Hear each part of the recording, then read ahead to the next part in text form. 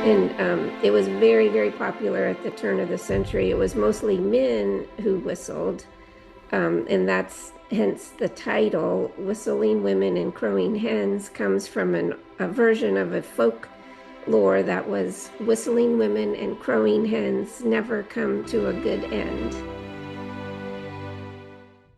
We'll talk about this and much more today. Welcome to a Writer's Day podcast.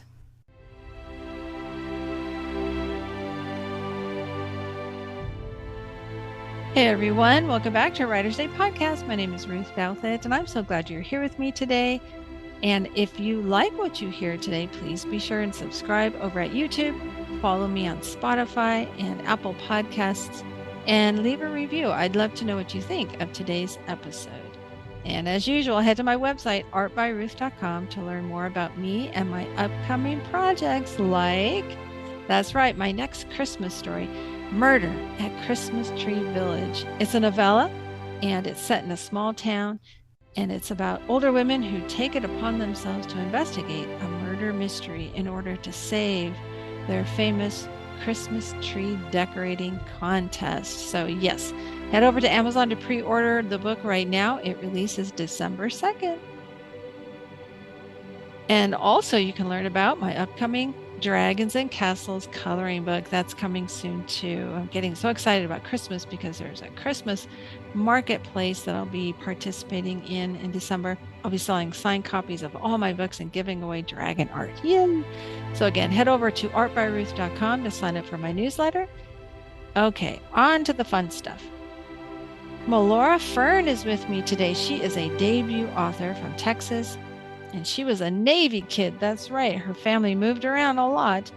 And through that, she learned perseverance, which was good because it took her a long time to write this book and to finally get published. Now, this is a general fiction, so it doesn't have Christian themes, but I think everyone could learn a little bit about the characters and what they've endured during difficult times of the 1920s. So be warned, though, it is not a Christian book. All right, you know the drill. Grab your favorite beverage, a comfortable chair, kick back and relax as we listen to debut author Melora Fern talk about her first book.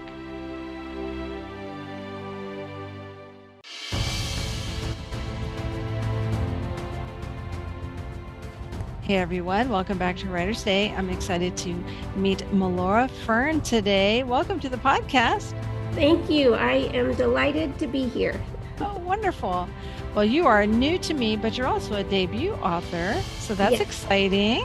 Yes, it is. Well, why don't you tell my listeners a little bit about yourself? Okay. I am Melora Fern. That's my pen name, and it's my real name, Melora, and Fern is my middle name. And I am a debut author at 65. So came to writing a little bit later in life. I grew up as a Navy child, so we moved around quite a bit, and I was an avid reader. Books were always my friend, in characters in books especially.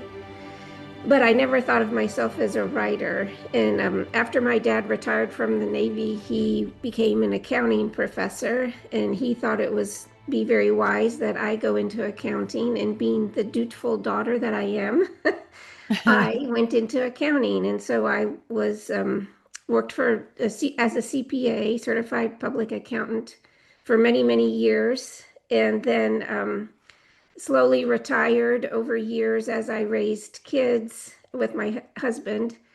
And then once the kids were out of the nest, I was, looking for things to do, and lo and behold, I started writing.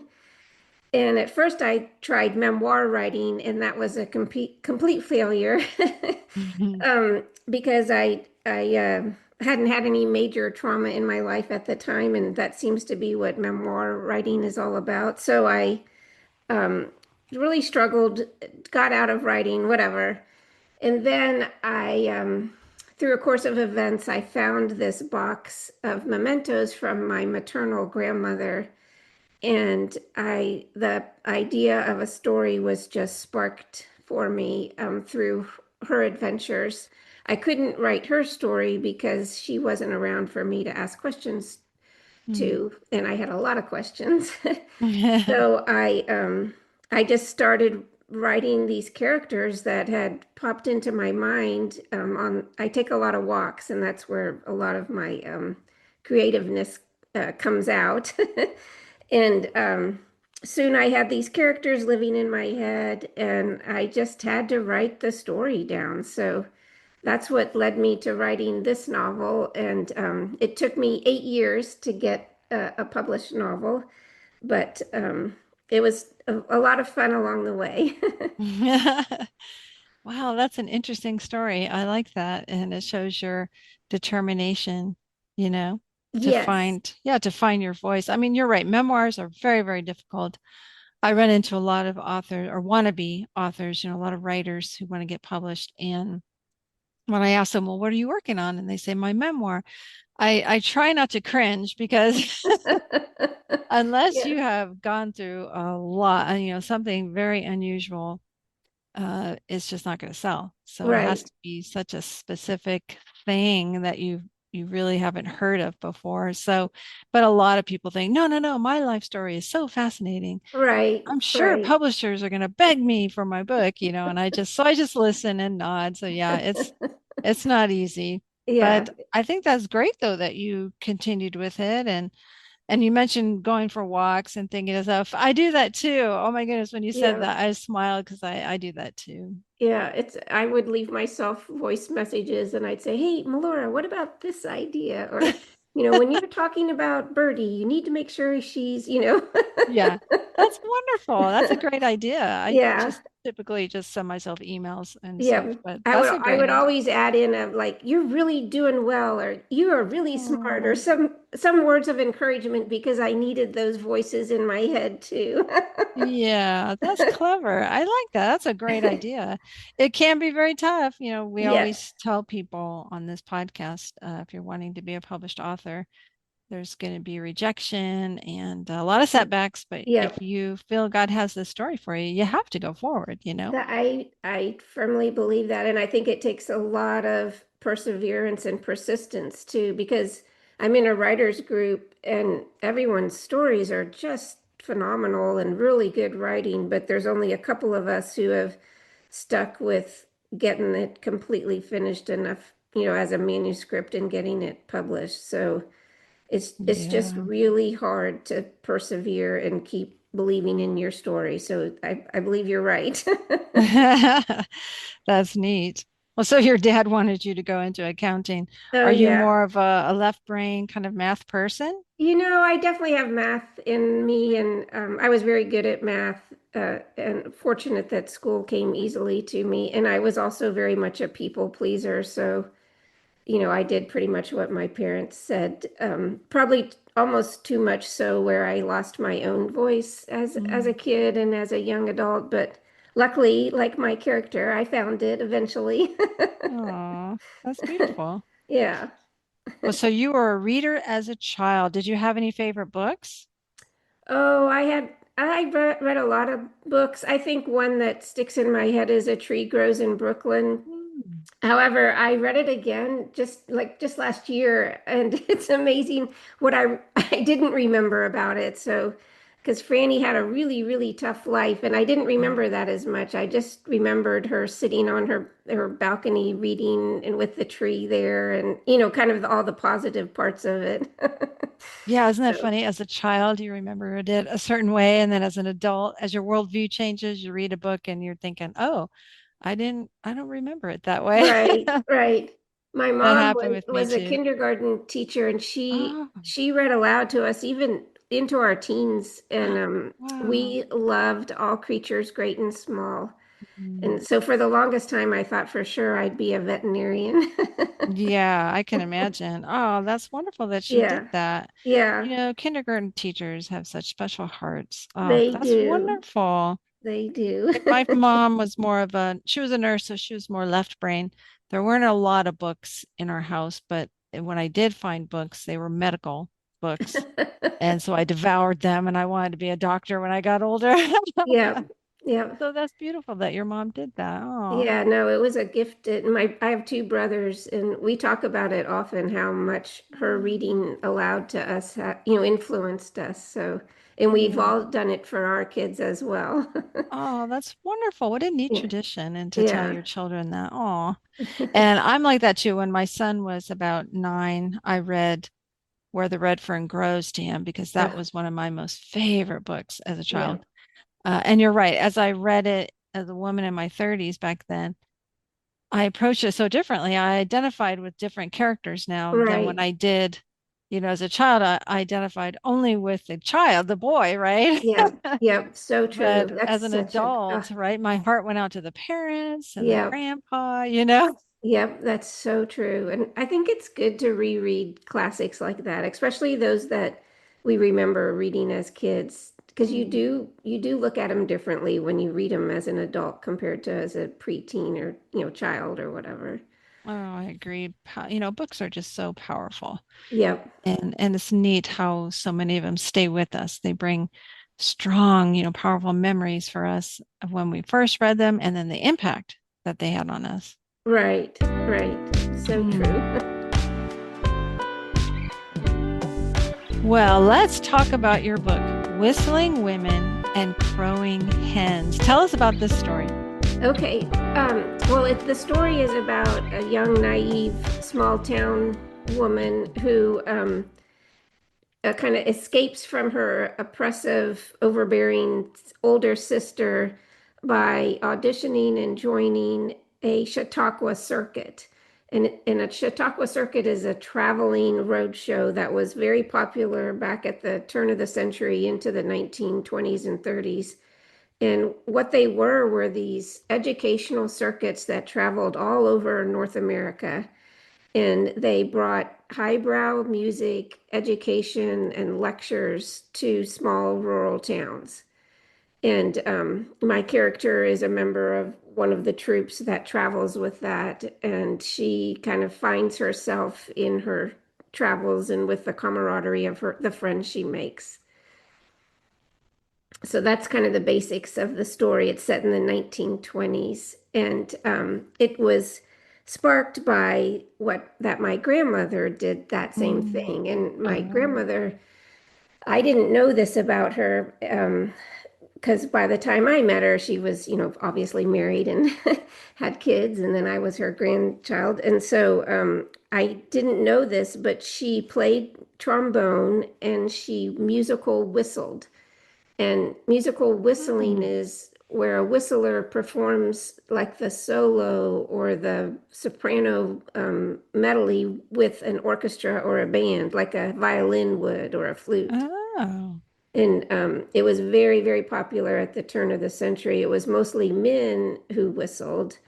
And that's hence the title, Whistling Women and Crowing Hens, comes from a version of a folk lore that was whistling women and crowing hens never come to a good end. And so Oh. back then, women weren't supposed to whistle. It was considered very, uncouth or not, not flattering. So they encouraged women not to whistle. So Oh. yeah. So then the point of my story is kind of my protagonist turns that saying on its head. Yeah. Yeah. That is one of the most unique stories Yeah. I've heard. I interview a lot of authors here. And so I'm always fascinated by these historical, stories. So your grandmother was your inspiration. Yes. And then did Yeah. you have to go and do a lot of research about this? I did a lot of research. As I say, I fell down many rabbit holes, but I enjoyed every one of them. I had no idea what Chautauqua was, Hmm. and then when I found out how influential it was to so many people in the United States and Canada, because I found out at its peak in 1924, there were over 1,000 different Chautauqua circuits, and they hit about 10,000 towns, and Wow. they reached over 40 million people. And it's What? just hard to imagine that something that, that really indirectly influenced all of us through the generations that I'd never heard about. And so Yeah. I felt like I just felt like this is so unique and so fascinating that I've got to get this story out there. And in the more research I did, they consider the Chautauqua circuits forerunners to the TED Talks of today. It was the same Hmm. idea. So Well, I yeah, always wondered where those came from, so that makes sense. Oh my yeah, goodness. yeah. That And is so 40 million I people. know, and that like I've had so many people say, Laura, that's not true, and I've double, triple checked it. And based on, the different resources that I've found that support it, it is true. So yeah. Wow. And there still is a Chautauqua Institute. It's up in upstate New York, and that's what started it back in the late 1800s. And then Mm. um, from there, these circuits formed, and they're not circuses and they're not vaudeville. They weren't like revivals. They did use tents, but the whole point, and they definitely used Christian values. It was very important to have high morals and all that sort of thing. But the main focus was to educate through music, theater, and then these lectures. There were these different men and women that did lectures about the economy or about the culture or about travels or whatever. Hmm. So, yeah, a So lot of tell stuff. us, Oh, go ahead. yeah, that's just amazing. I could see how you get tempted to go down all these different rabbit holes. Yes.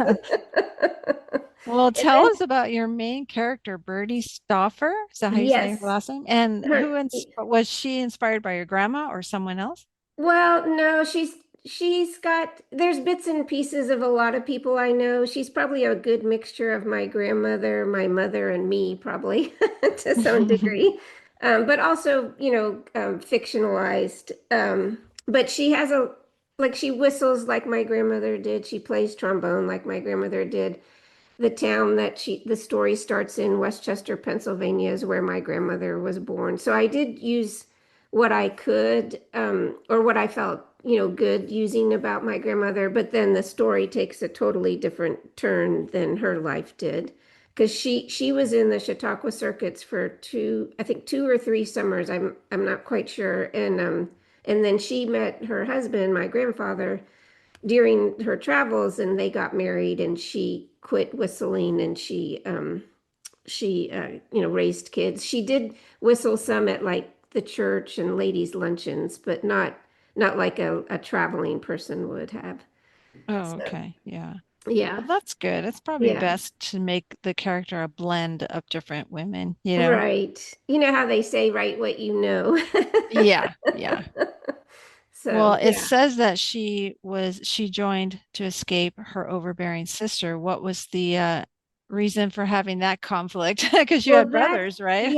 yeah, I have brothers, and my grandmother is the youngest of eight. So, and none of her sisters were that overbearing, but that actually came from a writing course that I took because I had to have a reason for her to leave. Hmm. And so I took some, because I'm a CPA and not trained as I didn't get my MFA or take any creative writing courses in college. So I took quite a few workshops and online writing courses. I used that continuing education style courses. Hmm. And the ones that I took most from was Stanford University. They have a really strong creative writing online courses. And one of the courses I took was about, really defining your characters, and your protagonist has to have an antagonist. Yes, And yes. and to have the first chapter really work well, you have to have, a lot of action and have a reason. You set the stage, and then you have to have a reason for them to make the change or the inciting incident. So Mhm. that's where the overbearing sister came from. Oh, that makes sense. It does. Yeah. And I know a lot of readers will be able to identify with that. So that's important. Well, yeah, and I've been going to some book clubs to, talking to people who have read my book, which is so much fun. And Yeah. it's been really interesting to me the number of people who identify with the older sister, because of course she's nuanced and there's things about her that are nice and charming, as well as, she really loves her younger sister and she wants the best for her, and her way of doing it is telling her what to do. Yeah, so So, maybe in her heart she has her best interest yes, in yes. mind, but her Birdie needs to go and do her own thing, right? Right, right.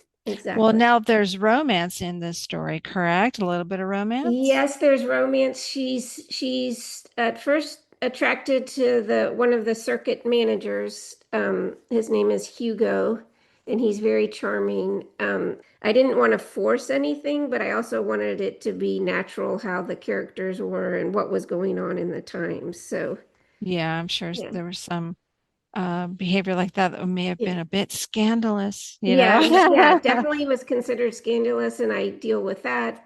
But you're right. It was scandalous just for women to go out by themselves like that. Exactly. It was scandalous for women to travel by themselves and to, most women didn't have a career, or even think about doing something like this. So it was a big step for them. And most women especially the early 1920s, weren't the flappers and the gin drinkers and the jazz singers like we've read about a lot. Most women were it was a big deal to cut their hair in a bob and wear a close hat. That was a big Hmm. change for a lot of women. So I tried to portray that part of what women were learning and experiencing more than the flapper version. Sure, that makes sense. Well, Whistling Women and Crowing Hens is available right now. So you can head over Yes. to Amazon and get your copy. It looks like the Kindle is only $5.99. That's a great deal. Yeah. And it's been out in the world since May. Well, so what's coming next for you? Well, believe it or not, I'm just still fascinated by this musical whistling. And in my research and through my grandmother, I found out that there was a musical whistling school in Los Angeles, California, that was started by a woman named Agnes Woodward. And she did correspondence courses, which again, I just find fascinating. How do you do a correspondence whistling course in the 1920s? I mean, there were telephones, but it wasn't like everyone had a telephone and the quality wasn't that good. And so, anyways, I'm researching that and I'm considering using that as kind of a basis. And then, having characters that go to the school. And again, it's about women finding independence, which was kind of rare at that time. And Agnes Woodward was really, she did a lot for women finding financial independence as teachers or performance whistlers. So, Hmm. one quick little anecdote, she taught the woman who whistled all the parts for the Walt Disney movies, like Snow White and Bambi, and all the different whistling in the Disney movies were all by women from her school.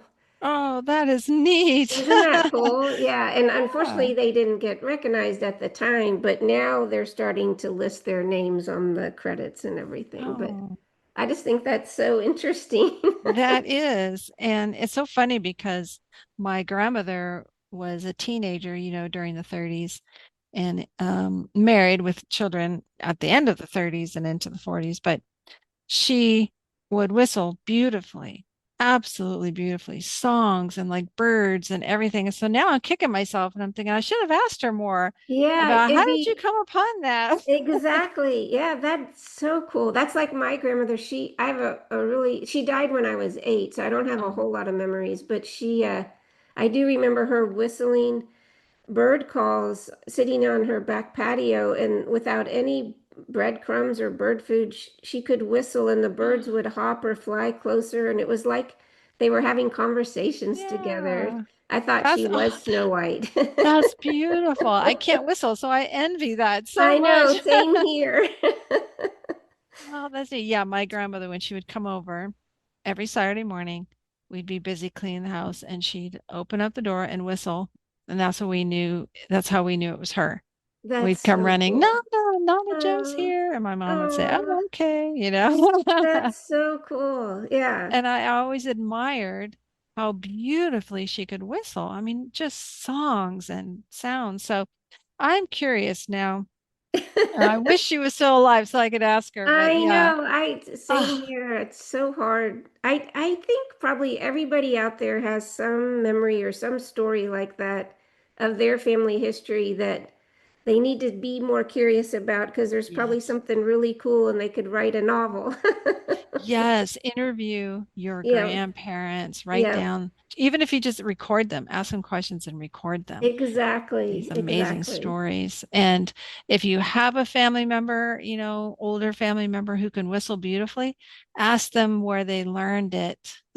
Yes, exactly. Be Find curious out. about it. Yeah, find out about it because I swear, I'm just kicking myself. I bet you that's where she learned it from, these Yeah. traveling shows, Yeah, Oh, she could have because they pretty much they there were whistlers in a lot of the traveling shows. Yep. yeah, because she was a teen in the late 20s Yeah. and into the 30s, and then she got married in the 30s. See, my mom was born in 36, so I think she got married probably in 33.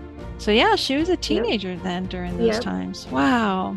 And Yep. I do remember seeing some pictures of my Nana with short hair and in dresses very similar to like what Bonnie wore during the Bonnie and Clyde era. Right, right. And she did tell me, she said, yes, she goes, that was very popular. And I would read the magazines Yeah. and they were very, very famous. So yeah, Yep. that's No, neat. that's so true that I wove that into the story. My Birdie's very much influenced by the Vogue magazine and the fashion models because Hmm. that was all they could really see until the movies started showing up. So Yes. yeah. Well, I'm glad that you touched on that because that's a cultural phenomenon back then. Yeah. Yeah, yeah, a lot of Wonderful. 1920s is fun to write in because there's just so many changes that happened during that decade. It's Mm. amazing. Yeah. So, folks, go out and get Whistling Women and Crowing Hens on Amazon and leave her a review. Let Melora know if you Yes, enjoy her please. story. Yes, she'd love that. Reviews help us authors tremendously. So, and we look forward to the next project about Oh. whistling women.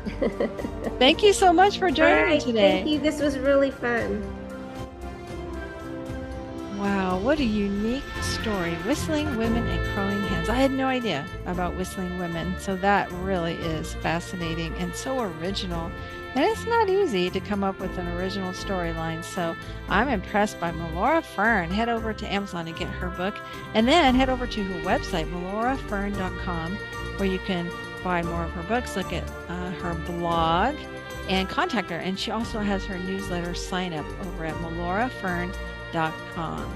And I hope that you've been encouraged by Melora's story of how she persevered and did not give up. She had the story, she learned the craft, and 8 years later, her book is out in the world. So she stayed with it, and you need to stay with it too. Remember, folks out there need to read your story for encouragement, for hope, for light in this dark world. And until next time, thanks so much for listening. God bless.